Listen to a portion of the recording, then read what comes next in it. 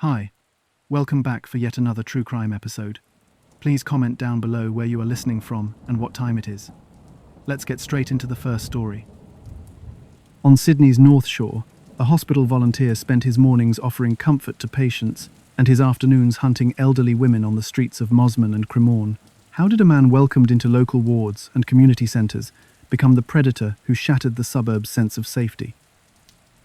To understand why, we need to go back, across an ocean, into a childhood that looked ordinary on paper and felt unsettled in practice. John Wayne Glover's early years unfolded between Tasmania and the United Kingdom, a cross-current of moves, schools, and new streets.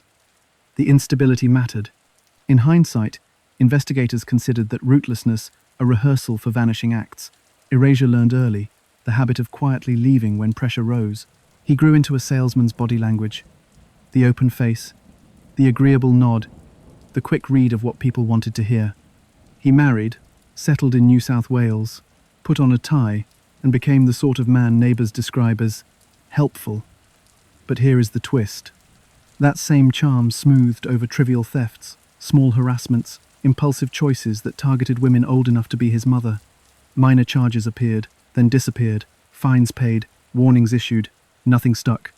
And yet, for all this, a pattern had started. Unsettling attention toward elderly women, complaints about being hassled, property missing from handbags, explanations delivered with a shrug, alcohol threaded through it. Colleagues remembered the afternoon drinks, the slurred edge by evening, the irritability that followed a long day of smiling. Work changed often, sales routes shifted. Supervisors noted discipline issues that never quite rose to termination, just enough friction to move him along. At home, his life looked stable. Wife, children, routines. Underneath, control mattered. Resentment simmered when he felt ignored or belittled, an old grievance with older women that no one else could see. The psychology of the moment is important. Power became a private antidote to humiliation. In the early 1980s, the non-lethal assaults began to surface, briefly and then without a trace. The blitz style was always the same: a short approach, a sudden strike from behind, and a fast escape along a side street. Jewelry, a watch, a ring, quick trophies. Victims staggered or fell, concussed, confused. The reports read like robberies by a faceless opportunist. Officers took notes, comforted victims, filed forms. In missing person cases, silence is usually gradual. In these attacks, silence was immediate. Older women had been hurt in daylight, and yet the city kept moving. What stands out now in retrospect is that he rehearsed. He picked locations with predictability: shopping strips with narrow lanes and rear car parks, bus stops with hedges, park paths where footfall thinned after lunch. He learned to clock handbags, to assess stride and balance, to hear the rhythm of footsteps. He learned how far he could push force before attention snapped toward him. Habit turned into method. Meanwhile, something else was happening. Glover volunteered at a local hospital on the North Shore. The paperwork was simple, the tasks menial, but the access was profound. He delivered small comforts to elderly women in wards and waiting rooms, smiled at families, learned names and routines. That role wrapped him in trust. Who questions the cheerful volunteer? This is where complacency met calculation. Police saw fragments: a theft near a pharmacy in Cremorne, an assault behind a store in Neutral Bay, an older woman shaken, unable to remember the man's face, only that he was neat, polite, and suddenly gone. Age bias influenced triage. Some officers privately assumed confusion, misplacement, a fall. Others suspected a mugger, maybe two, working the area. Reports lived in separate folders, across different stations. No one yet drew a line through all of them with one name on the other end. Glover adjusted his timing. Daylight felt safer. Paradoxically, a man helping an older woman looks like a neighbor, not a threat. He carried a bag the way a husband might. He learned to stage conversation moments, brief, normal, forgettable. Then the sudden blow. When a victim survived, he vanished into errand traffic. When she did not, he arranged quickly, purposefully, in ways that hinted at performance rather than panic. Get this, he also found a use for stolen items beyond cash. Some jewelry would be cleaned and presented at home as gifts, a small transgression disguised as domestic generosity. Investigators later called these trophies not because they were displayed, but because they were kept inside the life he claimed to value. That contradiction is the core, the respectable facade feeding the private compulsion. By the late 1980s, his resentments had sharpened into something fixed. A mother figure in his mind, multiplied across the North Shore's elderly population, became a target class. He perceived slights in casual interactions, older women who ignored him, who corrected him, who dismissed him with the social confidence of their generation. He responded by designing a private theatre of retaliation. The script was simple: choose, follow, strike, take, erase. And the city, comfortable and orderly, made the stage easy. While authorities treated incidents as isolated robberies, something more organized was forming, quiet and fast, in broad daylight. While authorities treated incidents as isolated robberies, the North Shore moved at its usual pace. Mosman, Cremorne, Neutral Bay, streets lined with jacarandas, cafes with regulars, pharmacies that knew first names. Wealth softened edges, but it also created routines. Older residents walked the same blocks, at the same times, carrying the same handbags, moving at a measured speed that telegraphed predictability. Shopping strips were the arteries. Arcades opened into side lanes, laneways fed rear car parks, and narrow stairs connected street level to service alleys. These were opportunistic corridors. A man trailing 2 paces back barely registered. If he stepped forward to help, it looked polite. If he peeled away, he blended into errands and umbrellas.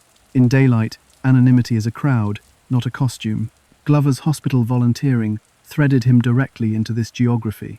He pushed trolleys, delivered magazines, chatted with patients who would soon be discharged into the same streets.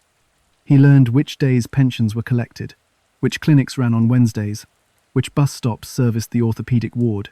The access was not dramatic.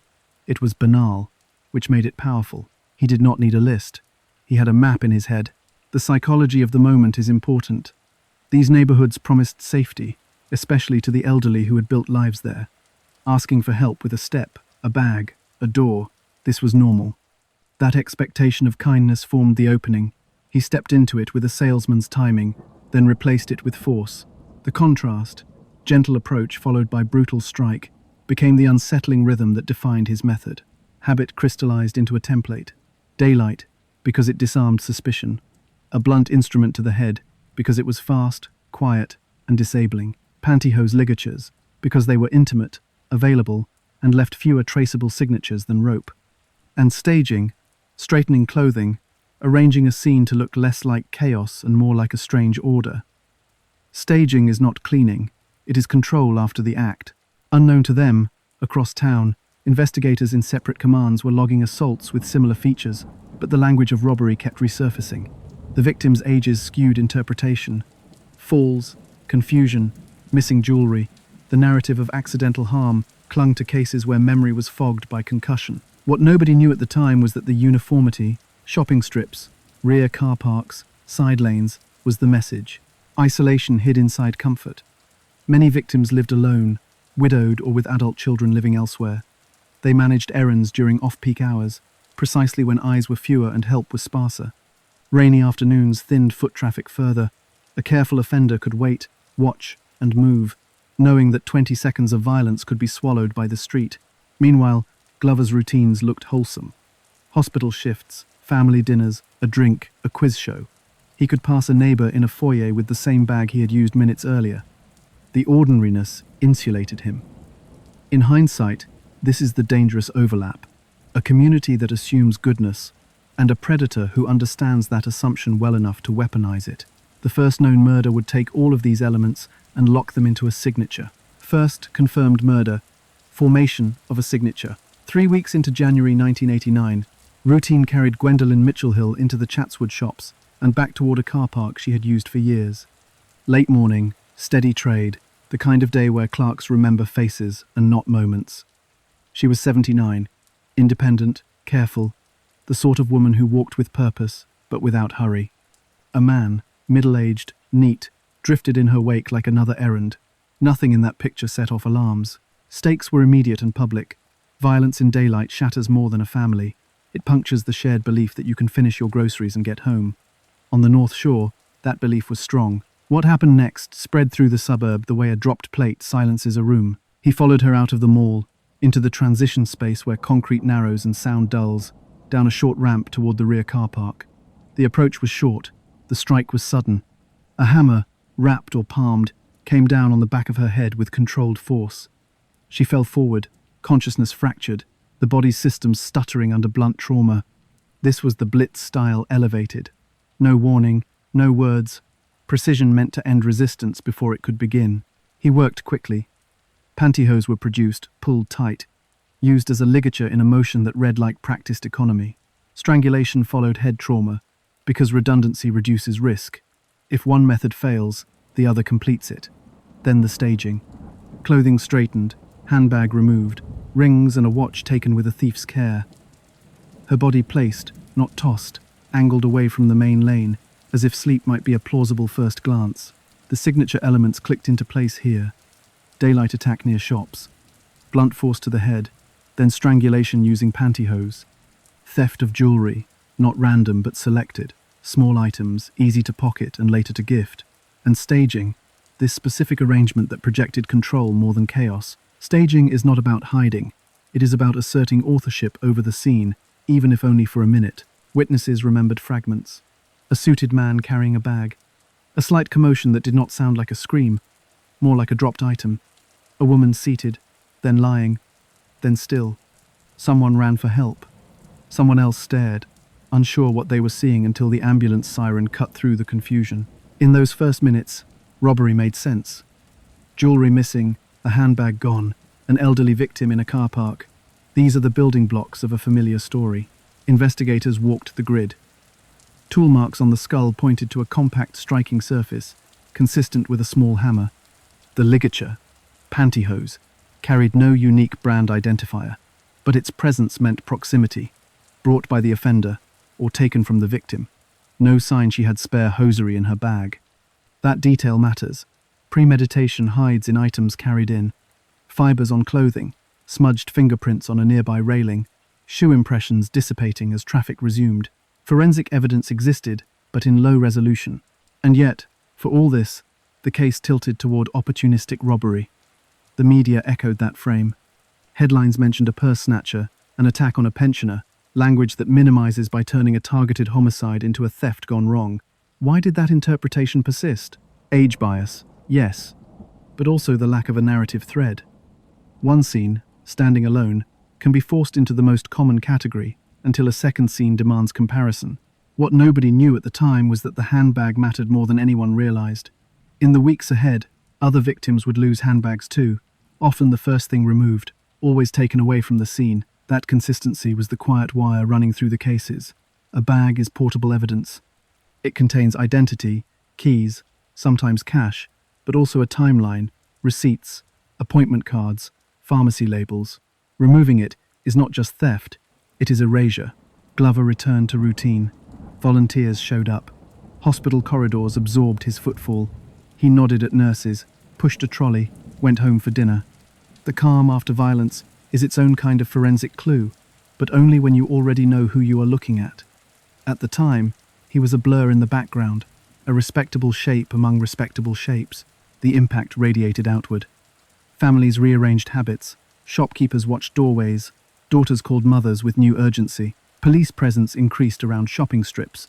Uniformed patrols designed to reassure as much as to deter. Inside the case files, detectives wrote phrases like possible mugging, assailant, unknown, no solid description.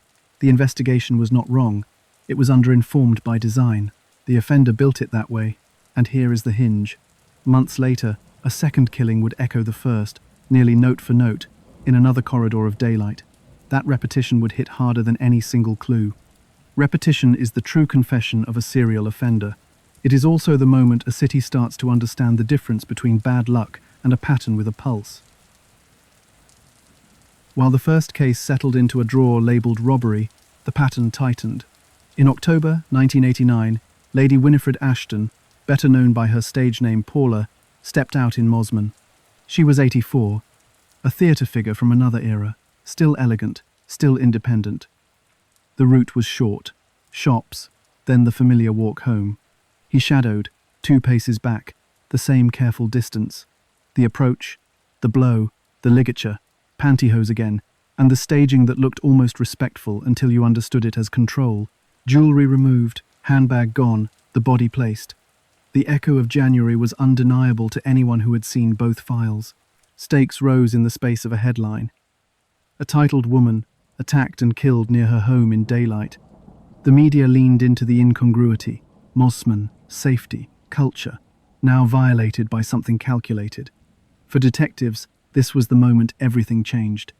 2 elderly women, similar injuries, similar staging, similar thefts, different day, same corridor. The possibility of one opportunist faded, the probability of one offender sharpened. But to prove it, they needed more than pattern. They needed a thread that pulled through multiple scenes. He kept moving. In the weeks bracketing Ashton's murder, assaults rattled the same grid. Doris Cox in Neutral Bay, attacked with a hammer and left concussed but alive. Olive Cleveland, similarly blitzed, similarly dazed, her earrings missing, her memory fogged by the suddenness of impact. Survivors described a neat man, middle-aged, carrying a bag, a face that did not stand out.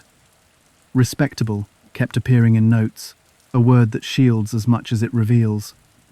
The ordinary becomes camouflage when people do not want to see danger in it. Then, March 1990, tore the illusion of randomness apart. Dorothy Davis, 73, vanished after lunch with a friend in Lane Cove. No scene to read, no body to study, just a woman who did not come home. Missing person reports for elderly women can stall. Families hope for a call. Officers check hospitals. Neighbors knock on doors. In missing person cases, silence is usually gradual, but here it felt immediate and deliberate.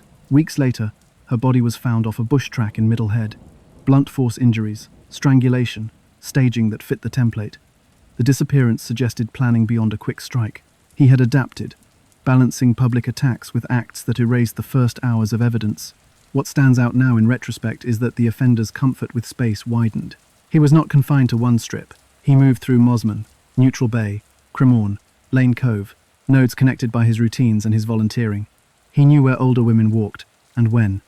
He knew how long it took to move from a pharmacy to a car park, from a bus stop to a cross street. He did not need to cruise, he needed to wait. April brought more violence. Margaret Parhood, 85, was attacked after shopping in Mosman. Same hammer blows, same pantyhose ligature, same removal of jewelry, same careful arrangement. The signature was now a confession the city could read.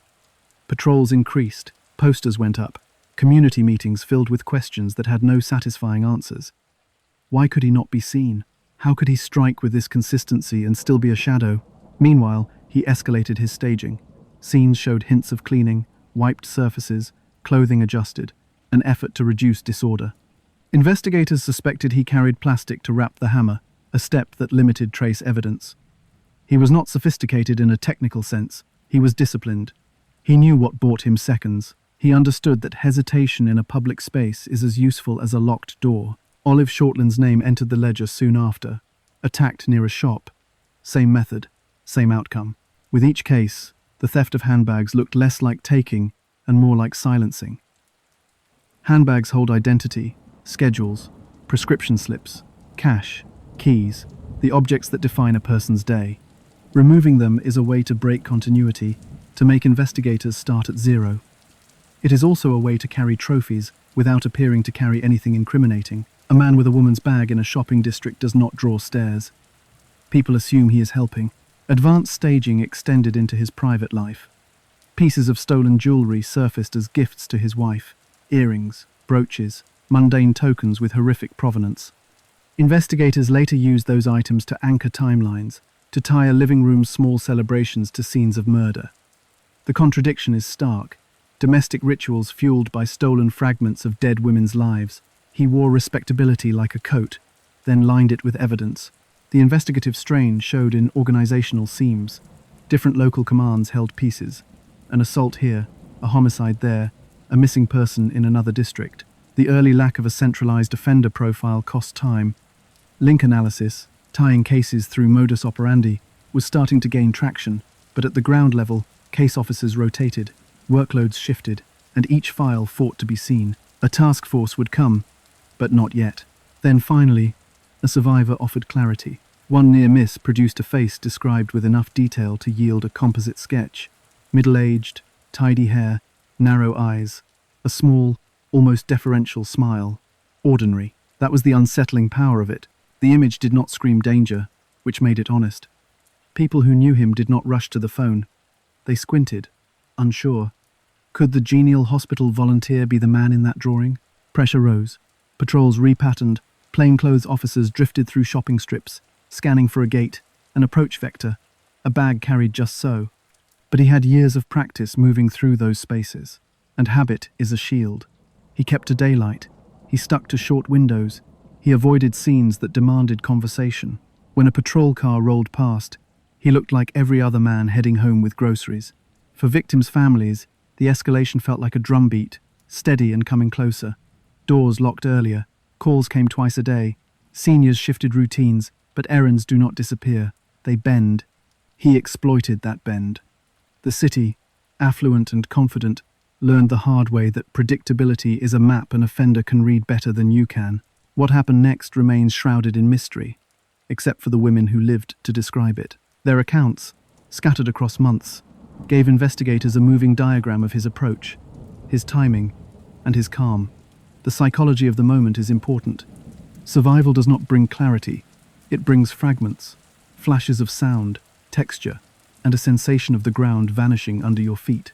One survivor, leaving a pharmacy in Neutral Bay, remembered the tap of shoes behind her, steady, unhurried. A man to her left, just outside her peripheral vision, carrying a small bag. The descent into a rear car park, the sudden concussive blow that turned the world into static. No preamble, no demand, just impact. She woke to the pressure of fabric against her neck, a smell of plastic, and the scrape of a ring sliding off her finger. He did not speak. He arranged her as if closing a book, then walked away.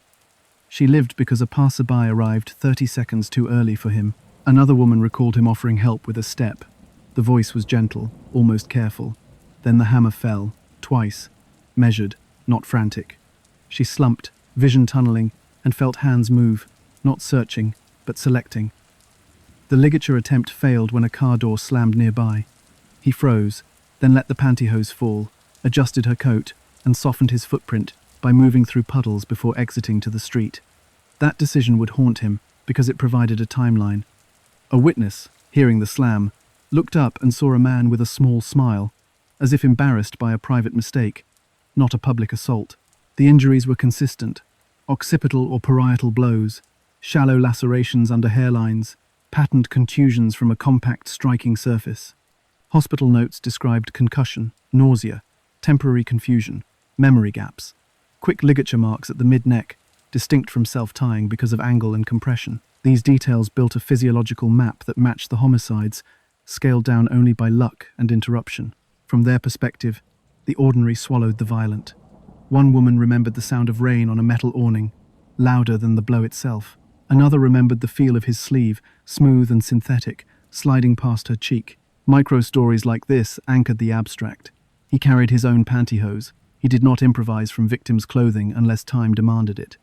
He held the hammer in his dominant right hand, striking from behind and slightly to the side, which meant he preferred approaching on a victim's left, where a handbag strap often sat. Witness accounts converged on a paradox. He looked respectable. Middle-aged, tidy hair, conservative clothes, a neutral tie, sometimes a hospital volunteer tag partially tucked into a pocket. He carried a bag that could hide a tool, wrapped in plastic to mute sound and trace. His gait was normal, his posture modest. No swagger, no hurry, only the cadence of a man on errands. The composite sketches that emerged reflected that ordinariness, which slowed consensus. People do not call in the neighborly man who smiles at the bus stop. Behaviorally, his calm after attacks stood out. Survivors who regained partial awareness described him breathing evenly, not panting, wiping his hands briefly on a cloth or the inner lining of his jacket. He did not rummage. He selected jewelry first, handbag second, cash a distant third. He avoided discussion, avoided names. This restraint suggested rehearsal, not improvisation. He wanted minutes, not seconds, and chose locations that granted him those minutes through concealment by normalcy, laneways, stairwells, garden hedges, near rear lots. Police appealed to the public, but fear diluted memory. Elderly witnesses second-guessed themselves, worried about accusing the wrong man. The response was muted. Not because people did not care, but because the image of the offender refused to harden. "He looked like anyone," one survivor said, a phrase that both helps and hurts an investigation. It sharpens profile and blunts pursuit. And yet, for all this, one detail surfaced repeatedly. The handbag left his hand quickly once he reached a main street. He transferred it to another bag or stashed it behind a planter, then retrieved it after a loop. That small tactic offered surveillance teams a foothold later, but at the time it read as randomness. As pressure rose, his volunteering placed him inches from trust. A survivor, later recognizing his posture in a corridor, felt a cold recognition, but could not voice it then. Trauma steals certainty. Police noted the pattern, logged the near misses, and waited for the next fragment to align. While survivors tried to sleep with the lights on, detectives shifted from isolated files to a map. They pinned attacks and murders across Mosman, Cremorne, Neutral Bay, and Lane Cove, and a picture emerged. Shopping strips, rear car parks, side lanes, daylight windows between late morning and mid-afternoon. The method: hammer blows, pantyhose ligatures, handbags removed, held steady. What stood out now in retrospect is that the uniformity was not laziness, it was control. He repeated what worked. A formal task force formed, pulling investigators and analysts into one room. Case conferencing replaced memos. They compared wound patterns, counted blows, noted angles. Forensic evidence was thin but consistent. Toolmark examiners described a compact, striking face, likely from a small hammer. Fiberwork was tedious. Nylon threads from ligatures showed common manufacture, which proved little, but placement told a story. Pre-tied loops suggest preparation, not improvisation. Shoe prints, partial and smudged, hinted at a conservative men's dress sole. Not proof, but pattern.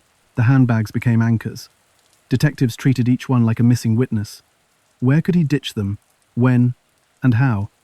Receipts inside, when recovered, offered timestamps. Pharmacy labels told routines, doctor names, addresses. In some cases, bags surfaced blocks away in bins or stairwells, stripped of cash and identity. In others, they never reappeared, as if some contained items he kept. That split, discarded versus retained, implied selectivity and trophies. Meanwhile, analysts pulled hospital volunteer rosters. Who had flexible hours? Who moved between wards? Who signed in on days aligning with attacks? Cross-referencing names with known routes put one man repeatedly within walking distance. John Wayne Glover. Hospital logs alone could not place him at scenes, but they overlapped suspiciously with the crime grid. He lived in the area. He fit the ordinary composite. He was, crucially, trusted where elderly women gathered. Surveillance began quietly. Plainclothes officers drifted through corridors where he volunteered, then out into shopping strips he was known to frequent. They watched how he watched. He walked with a small bag that could conceal a tool, paused at awning edges during rain, trailed 2 paces behind potential victims, then broke off if eyes were near.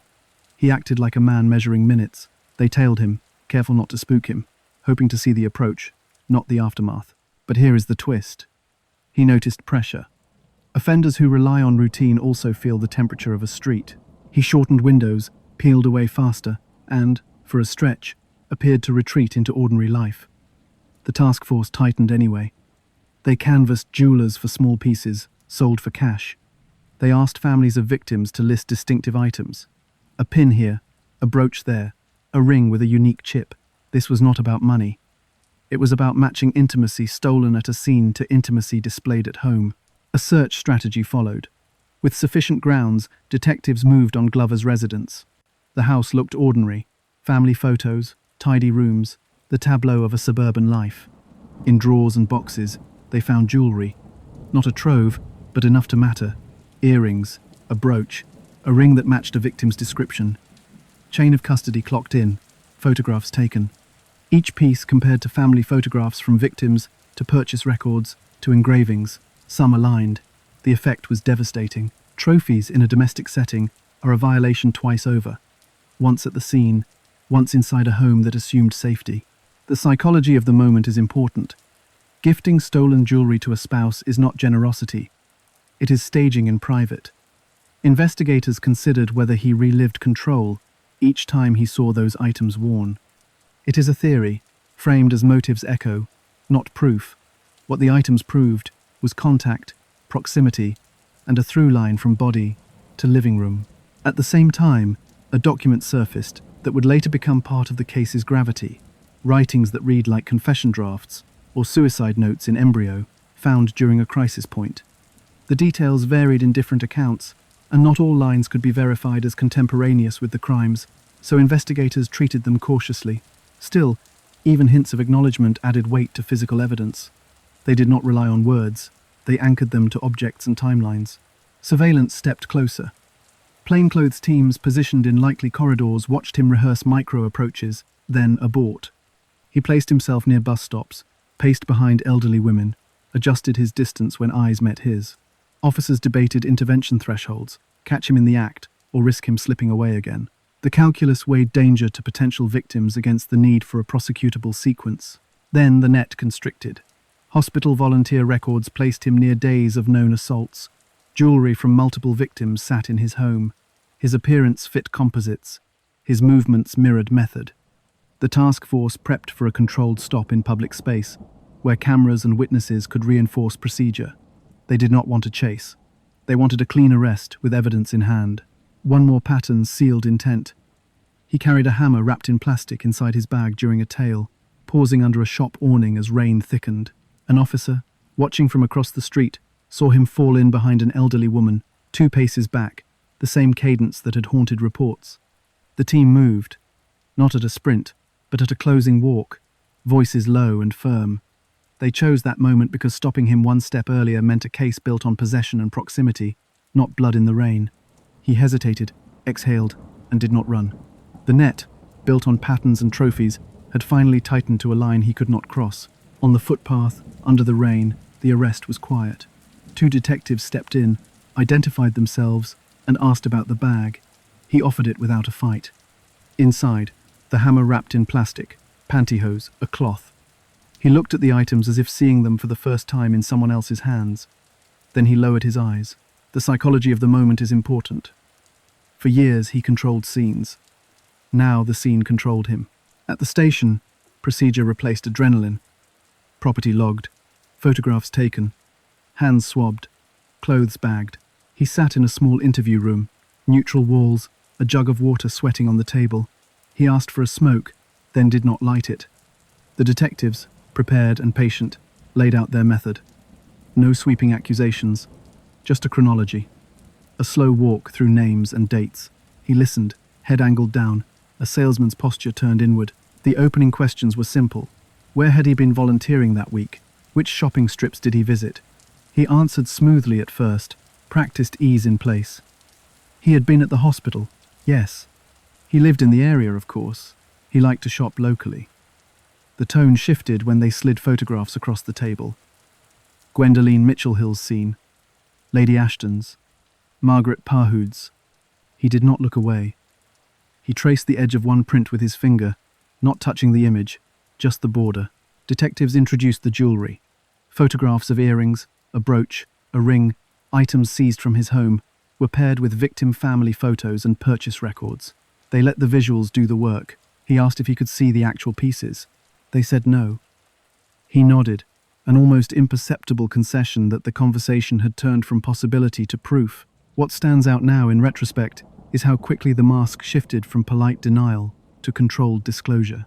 He began not with a confession, but with a frame. He talked about pressure, drinking, feeling overlooked. He suggested that things had gotten out of hand. When asked specific names, Mitchell-Hill, Ashton, Parhood, he avoided the words "I did it," choosing instead phrases like "I was there," "I followed," "I touched." Detectives, trained to lock down language, pressed gently. Were pantyhose used as ligatures? He said yes. Was a hammer carried in a bag? Yes. Did he remove handbags? Yes. The pronoun finally moved. I used them. I carried it. I took them. The scope widened.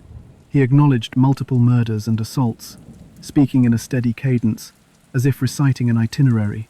Locations matched case files. He described moving behind victims, selecting the exit routes, waiting for sound to cover action, traffic surges, rain on awnings, doors slamming. He admitted to staging, straightening clothing, arranging bodies, removing jewelry. He said little about motive beyond resentment and a fixation on older women who, in his words, looked through me. Investigators considered maternal transference theories, but they kept those in analysis, not in the record. The facts were enough. Then he offered location details that only the offender would know. A handbag dumped behind a specific bin near a post office. A ring hidden in a small box at home, not in the drawer officers had already searched. A path entry off Middlehead where Dorothy Davis would be found. When officers later verified these details, the corroboration cemented the confession's core. He was not guessing, he was remembering. Interview room dynamics stayed strangely calm. He did not rage, did not plead. When silence stretched, he filled it with logistics, bus times, shopfront descriptions, weather on certain days. The ordinariness was unsettling. He drank water, asked for another cigarette, then did not light that one either. The detectives kept the but or therefore pattern. You say you were there, therefore explain the hammer. You explain the hammer, therefore explain the ligature. Brick by brick, the wall of ambiguity came down. Legally, the process accelerated. He was charged with multiple counts of murder and a series of assaults. Bail was not a question. The media, already circling the pattern, landed on the label that would stick: the granny killer. Families heard that phrase and felt an erasure layered on top of grief. Individual lives flattened into a moniker. In court, the atmosphere turned clinical. Autopsy findings were read, photographs restricted but referenced, timelines laid out. He sat still, head down, speaking only when required. He entered guilty pleas, removing the need for a contested trial. Psychological assessments noted resentment toward elderly women, alcohol dependence, a need for control, terms that name tendencies but do not fill the moral vacuum. The prosecution did not lean on theory. They led with evidence: the confession, the jewelry, the seized tools, the volunteer records aligning with movements, the survivor accounts that mapped method. The defense had little room. Mitigation spoke of background and stressors, but the weight of pattern and admission left no path out. Families watched as their loved ones' final minutes were reduced to elements: blunt force, ligature, staging, detached and catalogued. It is the necessary language of law, but it is cold. Verdict and sentence followed with gravity. Life imprisonment, with a non-parole period that functionally meant he would die inside. The mask, at last, had a name, a number, a cell. Outside, the rain eased, but for the North Shore, daylight never felt quite as safe again. For the system, the sentence was clear: life, imprisonment, non-parole, designation as a serious offender. The door shut on a man who had thrived in open streets and bright afternoons. Inside, routine took over. He woke early, cleaned, worked short shifts, avoided debts, avoided alliances. Officers described him as controlled, even courteous, a man who followed rules because rules kept the day predictable. Inmates, reading reputation, kept distance. He was not a target. He was a reminder. The psychology of the moment is important. A predator of daylight becomes a creature of clocks. In confinement, control is rationed by minutes and trays. He adapted. He ate, exercised, read, and held himself apart. Incidents were minimal. No loud fights, no contraband trades, nothing that punctured the file's summary. Compliant. That word, on paper, can mislead. Compliance is not remorse, it is strategy, or habit, or simply an acceptance that the outside world, the one he curated, was gone. He met clinicians, spoke in measured phrases, circled motive without landing. Resentment, he said. Feeling unseen. Alcohol, pressure. These were labels he had used before. He did not seek programs with zeal. He attended because attendance was expected. Visitors dwindled. The domestic sphere he had staged with trophies evaporated under fluorescent lights and scheduled phone calls. For victims' families, that distance offered a small, hard consolation. He could no longer move 2 paces behind anyone. Years in, something shifted. Crisis notes suggest a deepening depression, sleep disruption, a quiet withdrawal layered on top of the existing reserve. He wrote, briefly, then stopped. Supervision tightened after a self-harm indication, but he presented as stable. Then, in 2005, he killed himself in custody. The method was straightforward, the timing unremarkable to the rest of the prison day. There was no dramatic final statement. Reports mention a note. Content references vary across sources, and investigators stayed cautious about attributing any unverified lines. What is certain is the outcome. The state would never manage his aging, and a courtroom would never hear an apology. Unanswered questions remained. Could there be earlier assaults, unlinked, that fit his method before 1989? Detectives reviewed older files, especially robberies against elderly women, where head injuries were noted and handbags removed. Some cases looked adjacent, hammer-like trauma, daytime corridors, but evidence was thin. Investigators considered them possible, not proven. Without forensic anchors or admissions, they left those files marked with a careful maybe. The aftermath outside prison was practical and intimate. Councils upgraded lighting in rear car parks, trimmed hedges near walkways, installed more cameras along shopping strips. Seniors' safety programs emphasized paired errands, phone check-ins, and route variation. Pharmacies trained staff to watch transitions into side lanes. These changes are mundane on a brochure. They are profound when you remember why they exist. For families and survivors, healing was not linear. Some kept jewelry boxes closed. Some changed suburbs. Some waited, unreasonably and understandably, for a knock that would never come. The label Granny Killer lingered in headlines, but inside living rooms, the names stayed personal. The case had ended. The fear it taught the city did not. What stands out now in retrospect is how an offender like Glover thrived at the intersection of vulnerability and complacency. The victims were elderly women who trusted daylight and routine, and the system around them trusted the surface signals of respectability. A neat suit, a hospital volunteer badge, a calm gait, these cues disarmed scrutiny. Age bias did the rest. When older victims described confusion or misplaced items, the narrative tilted toward falls, forgetfulness, and petty theft. In that space, a serial predator operated with near invisibility. The psychology of the moment is important. Vulnerability was not just physical frailty, it was social positioning. Many of these women had outlived spouses, managed their errands alone, and upheld a generational norm of politeness. Accept help, keep moving, do not make a scene. He weaponized that script. The contrast, gentle approach followed by sudden hammer, exploited a lifetime of learned trust. For police, the lesson was blunt. When crime patterns touch age, you cannot soften your assumptions. Clear the medical explanations, then interrogate the environmental risks. Where, when, how long, and with what habits. Institutionally, the case forced changes that sound technical but function like guardrails. Link analysis moved from a niche practice to a necessity. Instead of treating each assault as a one-off, analysts built connective tissue. Same corridors, same time windows, same tool signature, same ligature. Centralized databases, assaults, robberies, missing persons, were wired to speak to each other. The handbags, once just property loss, became investigative anchors. Treat them like you would a witness, and you start to see a different map. Task forces learn to think in corridors, not just scenes. Rear car parks, service alleys, awning-covered ramps, these liminal spaces became patrol targets, camera priorities, and design problems. Lighting changed, bush edges were trimmed back. Camera placement shifted from shop interiors to the in-between spaces where people are briefly alone. Councils adopted environmental crime prevention, not because theory demanded it, but because families did. For investigators, pattern recognition is not just about catching one man, it is about catching the next one faster. He showed how a rigid method can hide inside normal life. A small hammer in a bag, pantyhose prepped as ligature, staging to broadcast control and thin out trace. Future cases benefited from that grim clarity. When assaults against elderly women clustered near shopping strips with blunt force cranial trauma and ligature marks, alarms rang earlier. Analysts flagged the combination, not just individual elements. The butt or therefore chain tightened. A blitz attack on an elderly woman, therefore treat staging as signal. Staging exists, therefore search homes for trophies that double as gifts. The human cost is the part that never compresses into procedure. Survivors carried vestibular issues, anxiety in open spaces, a new relationship with footsteps behind them. Families navigated grief that collided with public narrative. The label Granny Killer swallowed names that should have stayed singular. Gwendolyn Mitchell Hill, Lady Winifred Ashton, Dorothy Davis, Margaret Parhood, Olive Shortland. People with histories that did not start at a crime scene.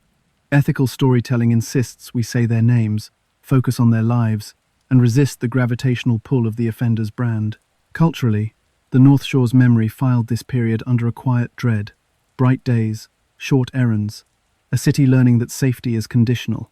That memory matters. It is why seniors programs emphasize route variation, check-in calls, and paired shopping. It is why pharmacy staff are trained to watch the transition out the door, and why community groups teach a simple discipline. If you sense a shadow pacing you, break the rhythm, step inside, ask for an escort, call someone while you walk. These adjustments sound small. They are not. They are the difference between predictability and a moving target. Professionally, detectives took away one more lesson that lives closer to the bone: ordinary as camouflage. Do not chase the caricature of danger. Chase the method. When the surface gives you a neat man in a tie, the method, tool, timing, staging tells you if you are looking at a predator or a passerby. In hindsight, the pattern was loud. At the time, it whispered through paperwork in different stations. The legacy is that the whisper does not drift now.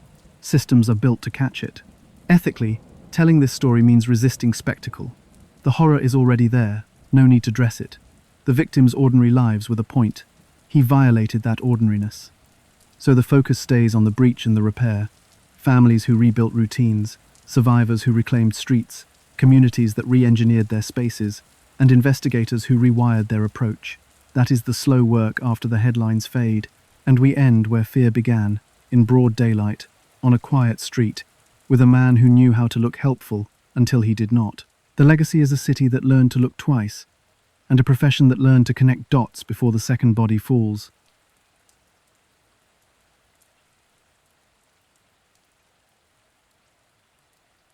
Officers step into the disused Snowtown bank vault and stop. The chemical sting is immediate, metallic and sweet, and in the center, sealed barrels wait. On the desk outside, a ledger lies open, names reduced to numbers, withdrawals circled. Who orchestrated this erasure, and why did the bank accounts keep moving as families waited for messages that never came? This is suburban Adelaide in the late 1990s. Missing persons on paper, welfare payments still active. Families searched, bureaucracy processed, and a small group learned to exploit the gap. To understand the vault, we go back to a northern suburb's kitchen table. Salisbury North at the time was a grid of modest houses, fibro walls and low fences, a place where people knew each other's business but rarely had the means to intervene. Into that landscape walked John Bunting, carrying himself like a problem solver. He inserted himself into conversations at the fence line, at the local shops, and always framed his presence as protection. Troubled neighbor, he would check in. Strange visitor, he would keep an eye out. The psychology of the moment is important. In a community worn thin by unemployment and unstable housing, a confident organizer can look like safety. He did not act alone for long. Robert Wagner drifted inward, wary and intense, comfortable taking orders if the orders promised belonging. James Vlassakis, younger and partially anchored by family obligations, lived within reach of Bunting's orbit. The household geography mattered: front rooms for social theatre, back rooms for private talks, a kitchen table where plans began as gossip and hardened into rules. Peripheral figures came and went, doing favours, borrowing tools, listening to stories that cast Bunting as a defender against a world full of threats. What stands out now in retrospect is that ordinary favours were currency. Rides to appointments, a loaned lawnmower, a bed for a week, help that created an obligation. Bunting tracked those obligations. He built an us versus them scaffolding, defining who counted as us by who stayed compliant and useful. Rumour became a weapon. If someone resisted, stories circulated about them, why they could not be trusted, why their absence might be a relief. And then there was the surveillance habit. Lists on walls, notes in drawers, names with ticks and crosses, a crude map of who owed what. In hindsight, the environment helped. Welfare payments provided a predictable rhythm, fortnightly benefits, rent assistance, disability support, steady enough to budget around, thin enough to keep people dependent. Police resources were stretched, missing a call was not unusual, and long absences did not always trigger immediate alarm, especially when acquaintances could produce a reason. He moved north for work. She found a place out of town. For families already accustomed to instability, silence was not immediately a crisis. But here is the twist. Control at home, first expressed through schedules and talk, started to migrate onto paper. Bunting learned the value of information, the leverage in a wallet, the power of learning a PIN to help pay a bill. Small tests followed. Could he make a phone call pretending to be someone else to confirm an appointment? Could a signature be helped along to collect a parcel? Each success normalized the next step. The group dynamic hardened around the idea that managing another person's affairs, even their identity, was just a practical solution. From their perspective, responsibility justified intrusion. If someone was not good with money, they would hold the card for them. If a letter arrived, they would open it to make sure nothing important was missed. The kitchen table became a processing desk. Envelopes opened with a butter knife, file notes scribbled on junk mail, phone numbers catalogued. Bunting's language was managerial: lists, plans, schedules. He presented himself as the one who could keep chaos in check, and that appeal resonated in a place where chaos was common. The early experiments in domination were quiet.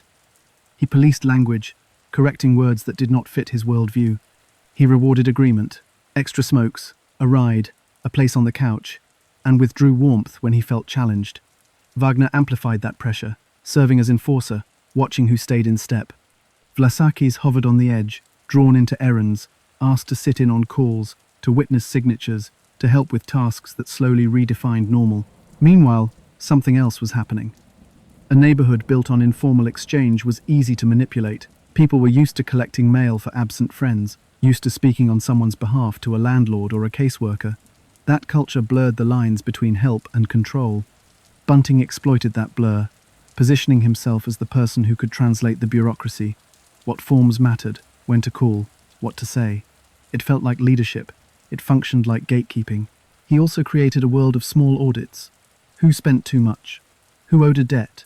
Who was wasting food or using petrol without chipping in? These constant calculations trained the group to see value in everything and to accept monitoring as normal. The shift is subtle but decisive. When life is reduced to line items, a person can be reduced to a ledger entry. In that frame, controlling someone's income is not theft. It is keeping things fair. And then, as the household routines settled, money trails started to matter more than the talk. A missing wallet meant a missed meal. A missed appointment meant a sanction on benefits. The stakes became practical and immediate. Bunting used that urgency to tighten the net. He offered solutions that required more access, more signatures, more shared information. The kitchen table took on a different weight. It was not conversation anymore. It was administration. Control at the kitchen table turned into a plan with numbers, dates, and a clock that chimed every fortnight. The first exploit was simple: access to cards and pins under the language of help. A bill needed sorting. A rent payment had to be made on time. Someone handed over a wallet for an errand. Someone shared a pin, just for today. Signatures were assisted, shaky handwriting steadied by a guiding hand. Centrelink payments continued in the background, steady and impersonal, the perfect stream to tap because it arrived whether anyone answered the phone or not. Telephone banking made impersonation easier than in-person scrutiny. This was the era of scripted calls, security questions that could be guessed from letters opened at that kitchen table. Mother's maiden name, last address, the amount of the last deposit, details lifted from envelopes and statements that should have been private. They practiced voices, rehearsed answers, learned how to sound bored and impatient, like a real account holder. A successful call meant a changed address, a new card on the way, and once the mail was captured, the account lived in their hands. What stands out now in retrospect is the discipline. They avoided large withdrawals that would trigger human attention. Instead, small, regular amounts, cash outs that matched groceries, petrol, rent, movements that looked like life. They staggered ATM usage across different machines, timed visits after dark, wore caps, kept receipts. They carried multiple cards in a rubber-banded stack, each labeled with a first name. The stack was a mobile ledger, a portable treasury. A card went out with Wagner, another with Vlassakis, sometimes both, never emptying an account, just keeping it on a slow drip. Paperwork strategy followed. Change of address forms filed quietly, redirect orders placed so that letters would land in the controlled mailbox. They created false job-seeking records, ticking boxes to keep benefits active, phoning to cancel appointments due to illness, ensuring no one from an agency would expect to meet the person behind the name. Tax file numbers were noted, sometimes reused for applications. Digital traces were aligned, so that databases agreed. He moved. She changed banks. They took a break from programs. If the databases agreed, people stopped asking questions. They understood social theatre too. Neighbours saw the missing through messages passed along. A note on a door, "Gone north for work, back soon." A text sent from a retained handset, "Staying with mates, Do not worry. A phone call, brief and awkward, staged on speaker with one of them feeding lines, to keep a mother or a sibling hoping. The tone was always rushed, always plausible. In missing person cases, silence is usually gradual, but here it was managed, delivered in calculated pulses, to sustain the illusion of life. For families, the stakes were brutal and quiet. Bank accounts still moved, benefits still landed, updates still arrived. The tension between fear and hope stretched over weeks, then months. A parent kept groceries for a child who never showed up, reassured by a text that things were fine. Meanwhile, the group drained funds, paid their own bills, bought supplies, rewarded loyal hangers-on with small payouts. The money turned into petrol, into takeaway, into cash incentives, a reward economy designed to maintain loyalty and silence. But here is the twist. The money moved, therefore the bodies had to vanish. If anyone knocked on a door and asked to see the person whose funds kept flowing, the scheme would collapse. Logistics escalated. Storage had to be controlled, transport quiet, smells masked, neighbors managed. They used cleaning language to disguise chemical purchases, talked about degreasers, drains, and pests. The work of erasure, ugly and methodical, was not just concealment, it was accounting. Every decision reduced risk, preserved a revenue stream, maintained the fiction that the name on the card still breathed. The division of labor mattered. One handled calls, another withdrawals, another the errands that connected the money to daily needs. They compared notes like cashiers balancing a till. If a pin failed, they adjusted. If a letter threatened suspension, they phoned and bought time. They kept a calendar of payment cycles, marking when to move, when to lie low. Lists tracked who owed the group, and who in the group earned a cut. Crime became administration, forms, scripts, schedules, envelopes, slit open with a butter knife. They also learned the value of redundancy. Spare SIM cards sat in a drawer. If a handset risked exposure, a new number took over the performance. Backup cards waited in case one was swallowed by a machine. And they tested bank boundaries, a small overdraft here, a declined purchase there, to learn where limits sat and how softly they could push against them without setting off alarms. The psychology of the moment is important. They interpreted boundaries as puzzles, not barriers. And every successful test reinforced the belief that they could keep this going indefinitely. Yet risk accumulated in the details. The pattern of small withdrawals created a rhythm that could be mapped. A changed address connected two names to the same mailbox. A scripted call slipped when fatigue set in. And the more they stretched the social theatre, fake sightings, borrowed voices, patched together texts, the more moving parts there were to fail. The conspiracy functioned like a machine, but machines wear down. Friction builds. A letter arrives late. An ATM camera catches a face. A bank clerk gets curious. Everything was about to change when the first anomaly met the wrong set of eyes. The money demanded one thing: silence. To keep the accounts breathing, the people behind them had to disappear without a trace. So logistics took center stage. Supplies were acquired in the language of maintenance. Drums for storage, acids and alkalis framed as heavy-duty cleaners, solvents called degreasers. Purchases were split across hardware stores, spaced out over weeks, paid in cash when possible. Nothing flashy, nothing bulk that would draw a manager's eye. Items went into sheds and car boots, hidden under tarps and lawn tools, as if they were just another weekend job that never ended. Storage choreography became a private science. Sheds were cleared and relocked. A disused bank building in Snowtown, remote enough to avoid daily attention, turned into controlled space. Rent was cheap, access was key, and the vault, once designed to protect, became a container that concentrated risk and smell. Cost calculations were constant: petrol to make the trip, time of day to slip through without questions, the weight that a car could carry without scraping. They used school runs, grocery hours, and the soft underbelly of rural quiet to move without being seen. And then there was division of labor. One bought, another lifted, another mixed. Roles were rehearsed like a workplace routine. Wagner handled heavy work, blunt and direct. Vlassakis, younger, was sent for last-minute items, told which aisle, which brand, how to answer if asked. Bunting stood at the center, measuring effort against outcome, deciding when to move and when to wait. They packed gear in crates: gloves, funnels, ropes, tape, masks. Lists were written and checked, as if efficiency could erase the danger carried inside each sealed drum. The language stayed practical, almost clinical. They didn't talk about what the chemicals would do. They talked about shelf life, ratios, how to avoid spills, how to seal lids tight. They studied the plastics on drum lids, learning which threaded caps wouldn't warp, which gaskets held better. Ventilation hacks were improvised, holes placed and resealed, gaps taped, small fans borrowed from a workshop. They worked at night, avoiding dogs and curious neighbors. Car doors closed softly, tarps rustled like wind. The goal was simple: minimize attention, minimize smell, minimize the time any one place held too much. Meanwhile, ledger culture tightened. A notebook tracked outlays and returns, debts owed, and payouts to those who kept quiet or helped lift. Money skimmed from cards turned into reimbursements, petrol, takeaway, cigarettes, small incentives that kept hands available and questions scarce. In that ledger, a person became a column, withdrawals scheduled, benefits forecast, contingencies assigned. The morality drained out of the process, replaced by arithmetic. If a drum cost this, if petrol cost that, how many fortnights would it take to balance?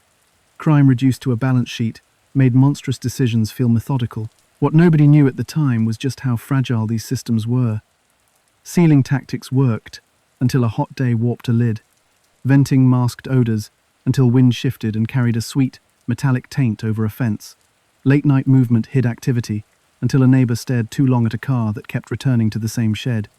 The psychology of the moment is important. Fatigue dulls judgment, repetition breeds carelessness, and confidence invites risk. They believed the routine protected them. But routines leave patterns, and patterns can be traced. Transport timetables were adjusted when nerves spiked. They avoided way stations and roadworks, checked community pages for mentions of police around town, learned to read the rhythm of patrols. Batteries in torches were replaced before trips. Phones were sometimes left behind, sometimes brought along, a trade-off between safety and coordination. They stacked drums with moving blankets, strapped them down, and drove with both hands locked on the wheel. Every pothole felt like a siren in the chest. Inside the supposed safety of the Snowtown bank, the vault hardened their sense of control. It was thick-walled, cool, easy to believe in. Drums could sit in rows, lids facing outward, labels turned. An office area became an archive. Receipts, spare keys, a computer disk here, a ledger there.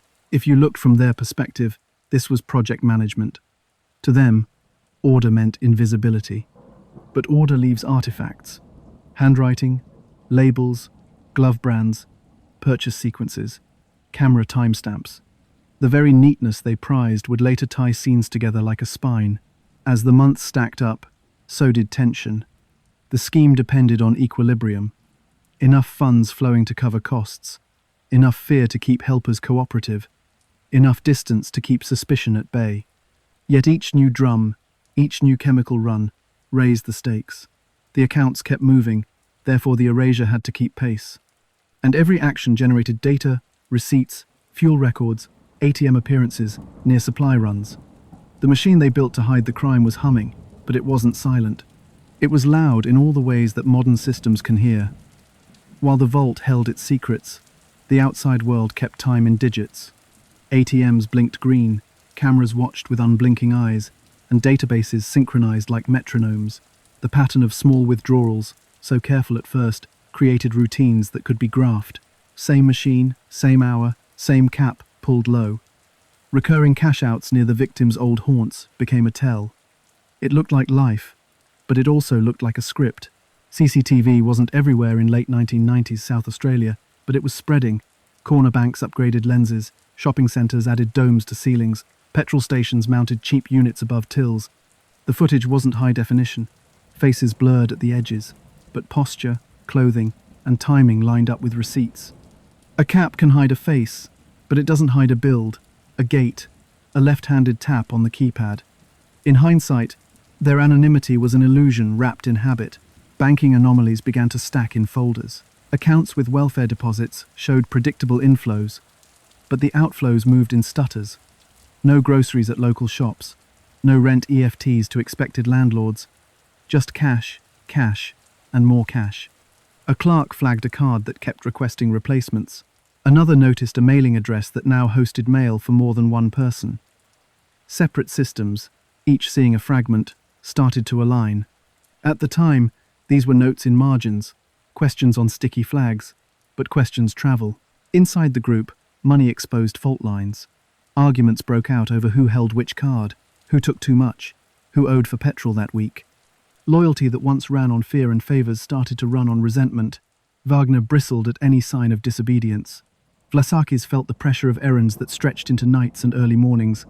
Bunting, who projected calm authority, had to spend more energy on triage, cooling tempers, redistributing small payouts, reminding them of the plan.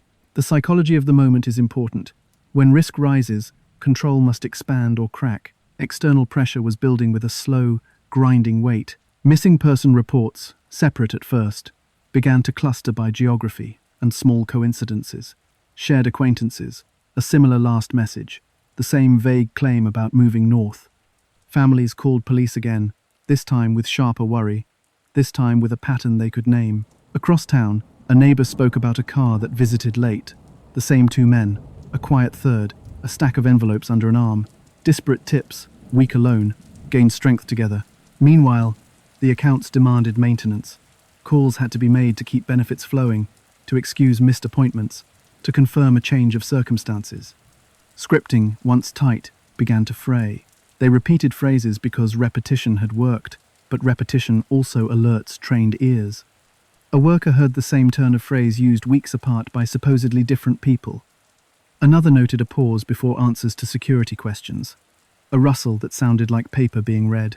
Little clues. Nothing that proved a crime, but enough to push curiosity toward action. Fatigue altered the edges of everything. Sleep debt piled up from late moves and early calls. Paranoia set in, making them overcorrect. Too many address changes, too many card replacements, sudden gaps in withdrawal schedules followed by flurries of activity. Human error entered the system. A phone stayed on during a drive it should have been off for. A card was used at an ATM near a hardware store just after a chemical purchase, creating a timestamp chain. They work to make life look normal, but normal life doesn't generate that kind of synchronized noise. The ripple effect reached bank staff. An exception report flagged recurring withdrawals within minutes of deposits, across multiple accounts linked to the same postal code. Another bank noticed an unusual pattern. Several customers moved to mailing addresses that didn't match their prior networks. Conversations between banks, informal at first, edged toward formal. There is an analogy investigators use. Separate raindrops don't matter, but in a gutter they form a stream. The stream here was financial, and it flowed toward the same drain. Inside the house, tension turned to mistakes. An argument over a receipt sparked a shove. A neighbor heard it through a thin wall. A card went missing from the rubber-banded stack. Accusations flew. They patched it with a small cash payment and a promise of a bigger cut next week. But promises are thin when fear is thick. The core triad's trust depended on quiet success, and success now depended on luck holding. Then, a single check bounced where it shouldn't have. A landlord expecting a routine payment, small, regular, never late, found nothing in the account. It was an administration misstep, a calendar missed by a day, maybe two. The landlord called the bank, then the tenant's listed number, then the agency. The question traveled from desk to desk. Where is he, and why did the payment stop? That one skipped, beat, turned rumor into plan. Police who had been collecting whispers now had something to sequence. A bounced payment, linked to an account with odd withdrawals, linked to a name already on a missing person list, linked to an address that had recently changed twice. Timelines could be drawn with lines and arrows. ATM timestamps became pegs, phone records became threads. Quiet surveillance began to take form. Who is making the calls? Who is at the machines? Who is buying supplies? And at the end of those lines sat a disused bank building in Snowtown, waiting. Police work started with a board and a pen. Names were written in black marker, then circled, then connected by arrows labeled with dates, ATM locations, and phone tower hits. The bounced payment sat at the center of a small cluster. It linked to a welfare account that showed deposits without the normal signs of life. Next to that, an address change pointed investigators toward a mailbox already connected to another missing person. The psychology of the moment is important. Detectives needed movement in time, not just a list of names. They built timelines from withdrawals first. Each cash-out pinned a location. Receipts gave minute-by-minute anchors. ATM camera logs, even when unclear, provided a reliable clock. Phone records added a second grid, outgoing calls to agencies, quick checks to balance queries, occasional pings near hardware stores that matched purchase times for chemicals and gear. A pattern emerged. Money moved in the north, then someone drove out of Adelaide toward the mid-north towns. The same numbers pulsed around the same addresses. Witness interviews began with soft questions. Neighbours were asked when they last saw the tenant whose mail kept arriving. Landlords described excuses. He had moved. He was working away. He was ill. He has moved away became a refrain, repeated so consistently it sounded rehearsed. A woman recalled hearing an argument about a receipt, a slammed door, then nothing for weeks. Another remembered men carrying heavy items into a shed late at night, a tarp corner flapping. Individually, these were footnotes. Together, they drew a rough outline. Absence, masked by administration. Forensic accounting expanded the picture. Centrelink logs showed routine deposits, the lifeblood of the scheme, never missing a beat. Bank statements mapped outflows, no local shopping patterns, no regular rent to known landlords, just cash in steady increments. Auditors flagged identity verification, oddities, change of address forms filed from the same suburb, job-seeking activities logged but never confirmed in person. The money map pointed not just to people, but to processes that were being gamed with precision. Search authority needed more than suspicion. Detectives gathered sworn statements from bank staff who had documented anomalies, from a landlord with a missed payment, from a caseworker who had noted the same phrase on 2 different calls months apart. They cross-referenced vehicle registrations tied to addresses of interest, then layered in purchase records from hardware stores. Judges prefer clean lines. This receipt, this timestamp, this ATM withdrawal, this set of men walking into a shed. Warrants were drafted for vehicles, sheds in the northern suburbs, and a disused bank building in Snowtown. Quiet surveillance settled in. Unmarked cars watched the comings and goings at key houses. Officers noted who left with which vehicle, who carried stacks of mail, who returned after dark. A small team tailed trips north, logging fuel stops and side roads. Meanwhile, plainclothes officers walked the aisles of hardware stores, watching for repeat buyers of drums, sealants, gloves. The approach was patient. They were not hunting a single act. They were reconstructing an enterprise. 3 days earlier, something strange had occurred at a petrol station on the edge of town. A card linked to a missing person was used within minutes of a chemical purchase known to investigators. The clerk noticed 2 men, one paying cash for supplies from the store next door, one pulling cash at the ATM, both glancing toward the same sedan. The receipt times lined up perfectly. That entry gave detectives confidence that financial data and physical surveillance were finally in sync. What stands out now in retrospect is that the investigation mirrored the scheme's structure. Where the group used schedules and scripts, police used grids and checklists. Where the group used ledgers to manage loyalty, police used ledgers to prove conspiracy. The plan was to hit all locations in a narrow window, preventing the movement of anything that could be destroyed or relocated. Teams were briefed on chemical hazards, instructed to approach sheds with caution, and prepared for a vault in Snowtown that might hold more than records. On the morning selected, radios stayed quiet until the first doors opened. At a house in the northern suburbs, a warrant team moved in, collecting notebooks, cards, and a rubber-banded stack labelled with first names. In a backyard shed, they found drums of the sort sold for storage, with lids that showed fresh sealant around the threads. Across town, another team photographed lists taped inside a cupboard, dates, amounts, initials, and then, the unit in Snowtown, keys recovered during the home search turned in the lock of the disused bank. Officers stepped through the cool interior, past an office with a desk set out like a small command post. Envelopes, a ledger, spare keys on a ring. The vault door, thick and stubborn, eventually gave, and a bitter, metallic scent rolled through the hallway. The room was lined with barrels, lids facing out, labels turned, order imposed where there should have been none.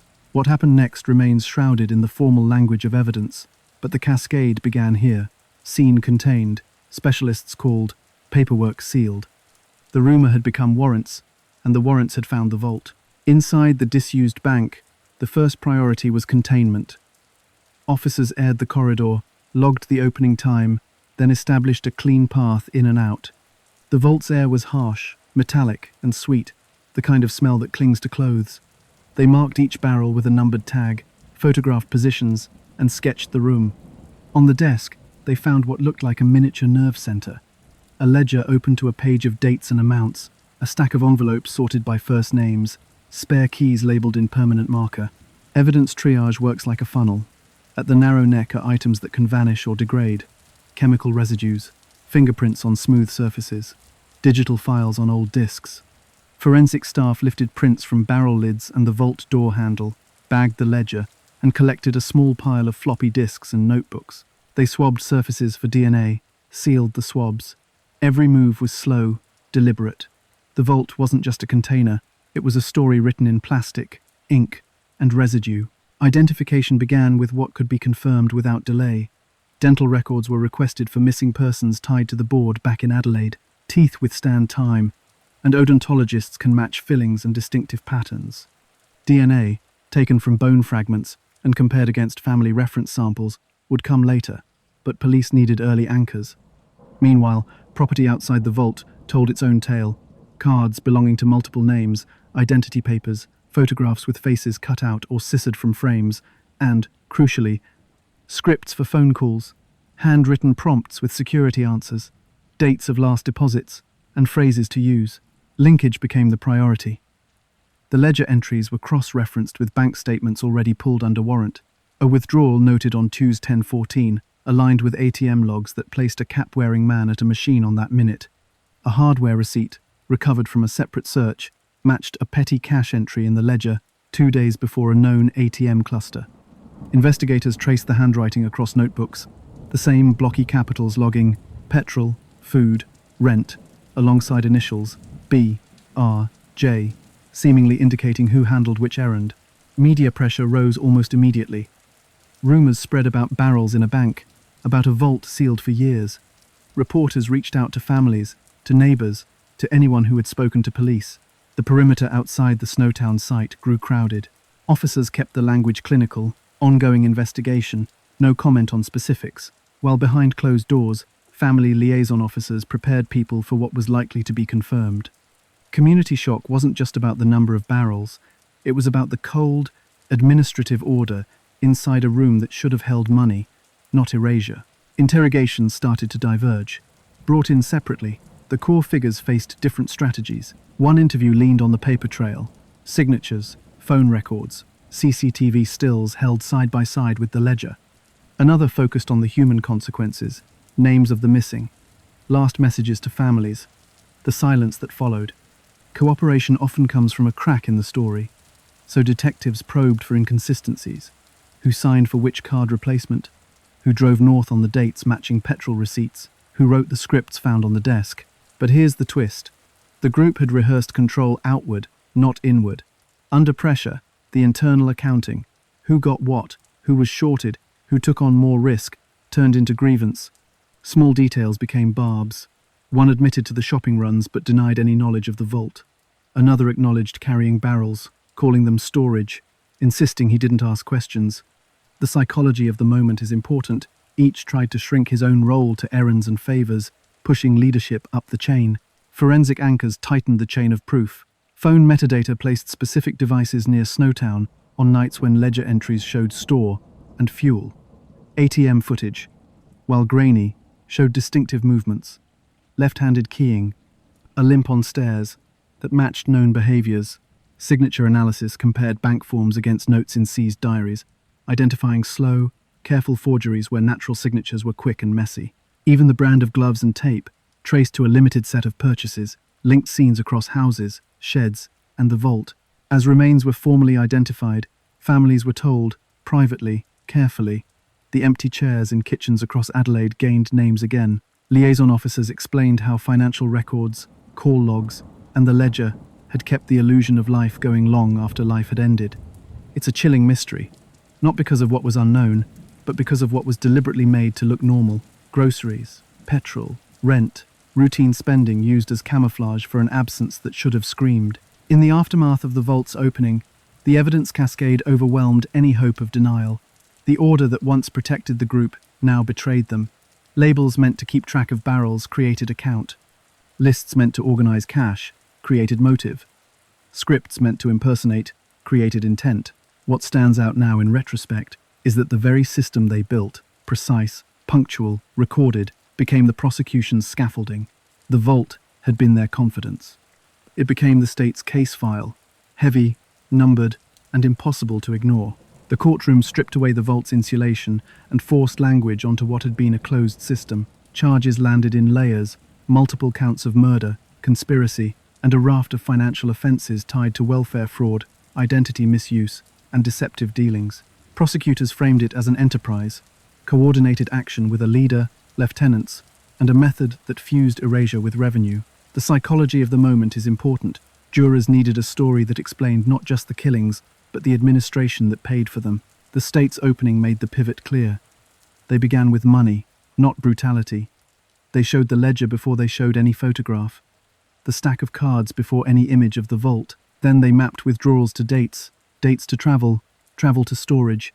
The argument was simple and devastating. This wasn't random cruelty. It was a system designed to keep names alive on paper, because those names earned money. Defense strategies diverged. One counsel tried to isolate his client as a courier, a man sent to pick up packages, to drive on long nights, to fetch cleaning supplies, ignorant of the purpose. Another presented his client as brainwashed, a follower caught in a net woven by a dominant personality. Coercion versus agency became a daily argument, measured against the piles of receipts and the relentless handwriting of a ledger that didn't care about excuses. Witnesses placed the group inside their own story. Bank staff testified to unusual clusters of card replacements and calls that sounded scripted. A Centrelink worker described hearing the same phrasing months apart from supposedly different claimants. A hardware manager identified buyers of drums and sealants, pointing to invoices recovered under warrant. Each voice added a thread, and those threads formed a pattern that jurors could see without expert translation. Prosecutors leaned on forensic anchors. Phone metadata drew arcs on a map, cell towers lighting up on nights when ledger entries showed petrol, food, and store. CCTV stills, enlarged and grainy, were matched to movements. A left-handed key-in, the particular set of shoulders under a worn jacket. Signature analysis eviscerated claims of coincidence. Slow, careful forgeries on bank forms mirrored the same careful hand in notebooks labeled with initials. The ledger itself became a character, cold, repetitive, impartial. Then came the human cost. Family members read statements that described weeks of waiting, messages that sounded rushed and distant, birthdays missed with texts that felt wrong. They spoke of groceries bought for returns that never happened, of rent paid on empty rooms. These weren't speeches to generate sympathy. They were evidence of the deception's reach. The financial motive wasn't theoretical. It drew food from one table to feed another. It turned hope into cover. It weaponized routine. But here's the twist. When defendants spoke, whether from the dock or through recorded interviews, the internal hierarchy finally showed itself. One took credit for planning, but minimized knowledge of the vault's contents, claiming storage. Another admitted to withdrawals and calls, framing them as favors for a domineering friend. A third tried to recast ledger entries as housekeeping, a way to keep track in a chaotic household. The prosecution let them talk, then returned to timestamps, receipts, and the vault's numbered tags. Jurors heard the language of control. Messages that sounded paternalistic, "I'll look after it, I'll sort the bills," were paired with acts that removed autonomy, capturing mail, changing addresses, rehearsing security answers. The psychology of the moment is important. Protection masqueraded as management, then as ownership. The line from helping with a card to owning a life on paper was traced with evidence, not rhetoric. Cross-examination pressed on the group dynamic. Why did the same initials appear next to cash entries again and again?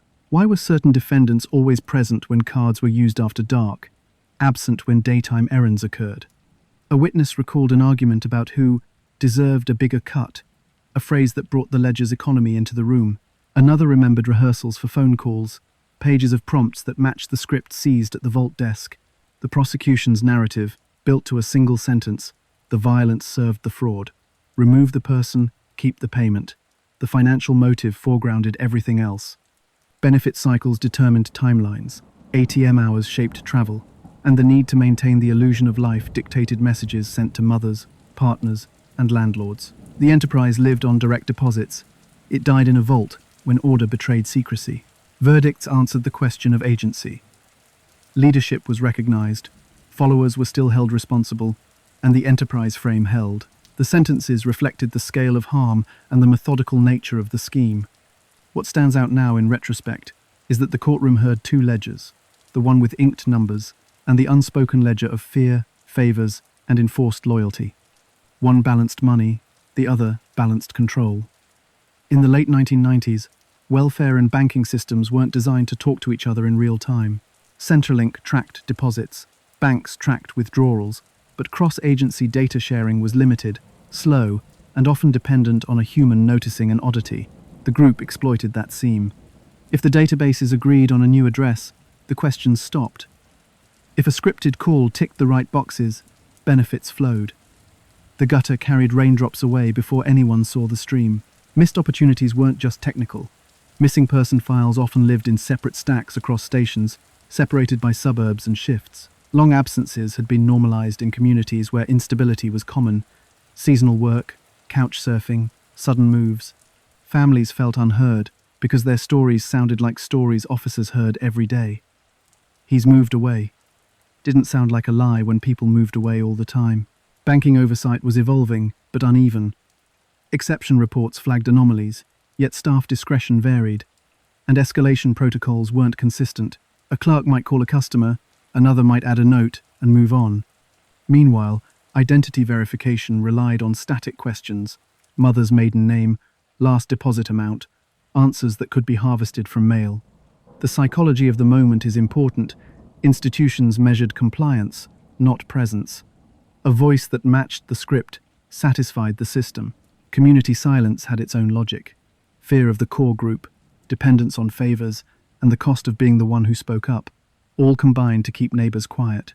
People weighed threats against thin safety nets, housing, small loans, a ride to an appointment, and chose to stay out of trouble. Silence isn't always complicity. Sometimes it's survival. After Snowtown, reforms followed. Identity checks hardened, multi-factor verification rose, and voice printing began to flag repeat callers using rehearsed phrasing. Banks improved anomaly escalation, sharing patterns with law enforcement through formal channels. Centrelink introduced tighter attendance verification and cross-checks on address changes when linked to at-risk profiles. Interagency tasking made it easier for a bounced payment to meet a missing person file within days, not months. Yet questions remain. How do we detect control that looks like care? What thresholds should trigger a welfare check when bank accounts move but the person doesn't? Group psychology muddies the picture, because coercion can look like consent on paper. In hindsight, the ledger wasn't just accounting, it was a map of power. That's the warning. When administration replaces relationship, people become entries. The vault is empty now, but the ledgers remain, reminders that systems need ears, not just rules.